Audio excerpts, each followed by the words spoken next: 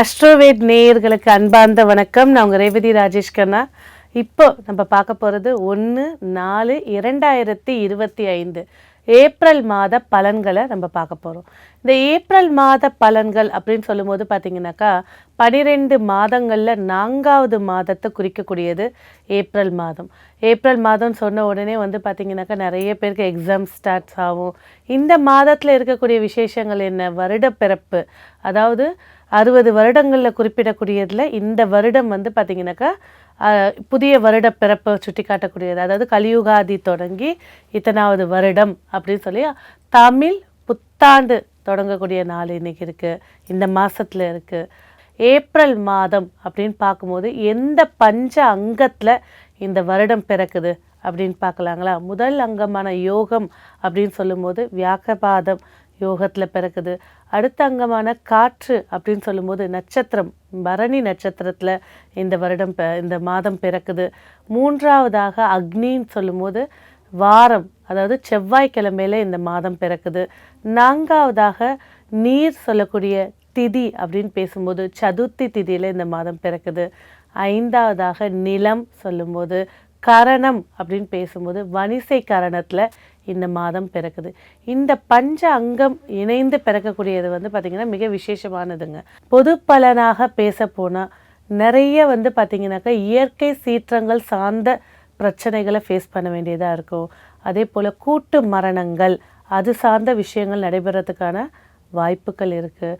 அதே போல் பார்த்திங்கன்னா மீன ராசி, மீன லக்கணம், கடக ராசி, கன்னி ராசி, விருச்சக ராசி, துளாராசி. ஏன்னா துளாராசிக்கு 6ஆம் பாவத்தில் இருந்தாலும் மெயினாக சொல்லணும்னா மீனம், கடகம், கன்னி, விருச்சகம், இந்த 4 ராசிக்காரர்களும் இந்த மாதம் மிகுந்த கவனத்தோடு இருக்கணும் அப்படிங்கிறத முன்னாடி இன்ட்ரோலேயே நம்ம சொல்லிடுறோம். அதே போல் சில விஷயங்களில் நன்மைகளும் இருக்குது. இந்த வருடம் பிறக்கிறதே அப்படிங்கிறது பார்த்திங்கனாக்கா சில மாற்றங்களை ஏற்படுத்தி கொடுக்கும். அப்போ ஏப்ரல் 1ஆம் தேதியிலேருந்து ஏப்ரல் 13ஆம் தேதி கொஞ்சம் கவனம் தேவை. இந்த வருடம் பிறக்கும்போது சூரிய பகவான் மீனத்திலிருந்து மேஷத்துக்குள்ளே போயிடுவாருங்க. அப்படி போகும்போது பார்த்திங்கன்னா சில மாற்றங்களை ஏற்படுத்தி கொடுக்கும். செலவினங்கள், விரயங்கள், அலைச்சல்கள் இதெல்லாம் நான் சொன்ன இந்த ராசிக்காரர்கள் மீனம், கடகம், கன்னி, விருச்சகம் கொஞ்சம் கவனமாக இருக்க வேண்டிய மாதமாக இருக்குது. சரி, இப்போ 12 ராசிக்காரர்களுக்கு இந்த 1/4/2025 ஏப்ரல் மாத பலன்கள் எப்படி இருக்குது வாங்க விரிவாக பார்க்கலாம். ரிஷபராசி நேயர்களே, 1/4/2025 ஏப்ரல் மாதம் ரிஷபராசிக்கு எப்படி இருக்க போகுது? சிறப்பான வாய்ப்புகள் ஏற்படுத்தி தரப்போகுது. ராசிநாதன் ராசியிலே பரிவர்த்தனை பெற்று வக்ரம் பெற்று அமைஞ்சிருக்காங்க. கொஞ்சம் பிடிவாத குணங்கள், உங்களுடைய நேர்மையை தன்மையை சரி, உங்களுடைய எண்ணங்களை சரி விடாப்பிடியாக பிடிச்சி ஜெயிச்சு காட்டக்கூடிய மாதமாக இது இருக்க போது. 2ஆம் இடத்துல செவ்வாய் பகவான் அமர்ந்திருப்பது பேச்சில் கவனம் தேவை, வாக்குறுதி கொடுக்கறதுல கவனம் தேவை. அதுலேயும் பிள்ளைகளுடைய விஷயத்தில் இன்னும் கொஞ்சம் கண்டிப்பாக இருக்கிறது சிறப்பை ஏற்படுத்தி தரும். புதிய மாற்றங்கள், அதுவும் லாபஸ்தானத்தில் 5 கிரகங்கள் அமர்ந்திருக்கிறது ரிஷபராசிக்கு மிகப்பெரிய ஒரு யோகத்தை ஏற்படுத்தி தரப்போகுது. ஸோ எந்த விஷயத்தில் கவனமாக இருக்கணும்? மூத்த சகோதரனுடைய ஆரோக்கிய விஷயத்துலையும், அதே போல் பணம் சார்ந்த கடன் சார்ந்த விஷயத்தில் ரொம்ப எச்சரிக்கையாக இருக்கணும். ஸோ மேலும் ரிஷபராசி நேயர்களுக்கு இந்த 1/4/2025 ஏப்ரல் மாத பலன்கள் எப்படி இருக்குது வாங்க விரிவாக பார்க்க போகலாம். ஸோ ரிஷபராசி காளையினுடைய சின்னத்தை கொண்டது.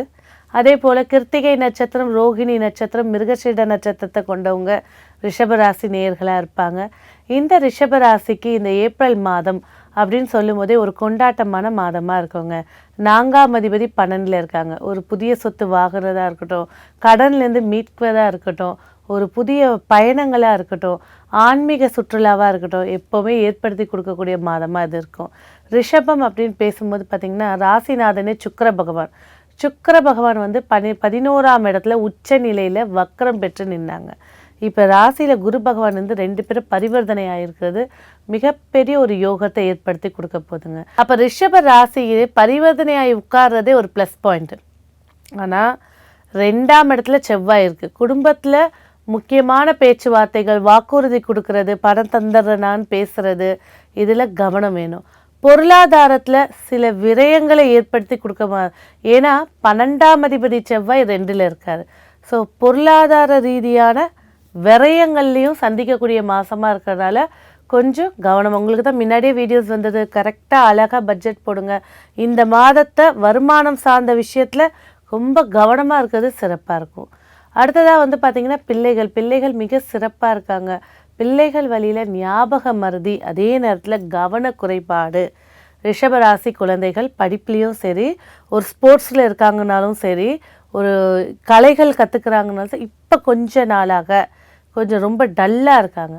ஆனால் இந்த பரிவர்த்தனைக்கு பிறகு செவ்வாயோடைய பார்வைப்படுறதுனால நல்ல ஒரு விஷயத்தை அவங்க வந்து இவ்வளோ நாளாக வந்து லிசன் பண்ணாத விஷயத்த லிசன் பண்ண ஆரம்பிக்க போகிறாங்க. நட்பு விஷயத்தில் ரொம்ப கவனமாக இருக்கணும். உணவு விஷயத்தில், குழந்தைகளுக்கு தான் மெயினாக சொல்கிறேன், உணவு விஷயத்தில் ரொம்ப கேர்ஃபுல்லாக இருக்கிறது சிறப்பு ஏற்படுத்தி தரும். அடுத்ததாக வந்து பார்த்திங்கன்னா ஆரோக்கியம் பேசும்போது வந்து பார்த்திங்கன்னா 6ஆம் இடத்துல மாந்தி இருக்குது. அதாவது உடம்பில் இருக்கக்கூடிய செல்ஸு வந்து பார்த்திங்கனாக்கா பிரச்சனையை ஏற்படுத்திக்கூடாது. அதாவது ஹார்மோன்ஸ் இம்பேலன்ஸு, ஹீமோக்ளோபின் கம்மியாக இருக்குது அப்படின்னு சொல்கிற வார்த்தை ரிஷபராசிக்கு இப்போ அதிகமாக இருக்கும்.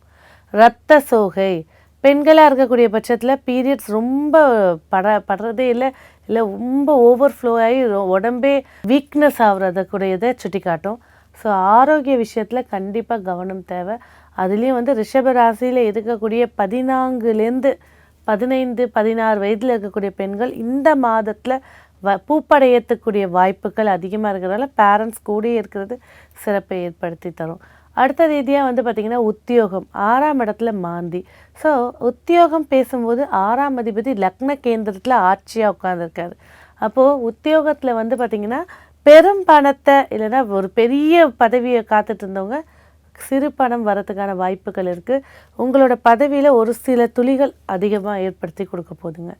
அடுத்து வந்து பார்த்திங்கன்னா உத்தியோகஸ்தானத்தில் முக்கியமான விஷயங்களில் கட் அண்ட் ரைட்டாக பேசிடுறது சிறப்பு ஏற்படுத்தி தரும். அமைதி காக்காதீங்க.